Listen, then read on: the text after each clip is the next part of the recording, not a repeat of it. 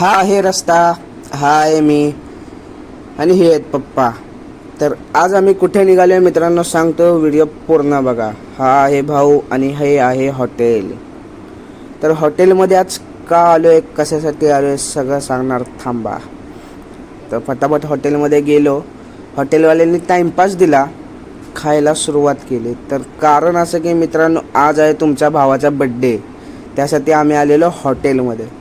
फटाफट बसलो. पप्पांनी पण ऑर्डर दिली, पण त्या भावाला काही समजतच नव्हतं की आम्हाला काय पाहिजे. काय शेवटी ऑर्डर आली, फटाफट खायला घेतलं, पण बघच तर संपलं.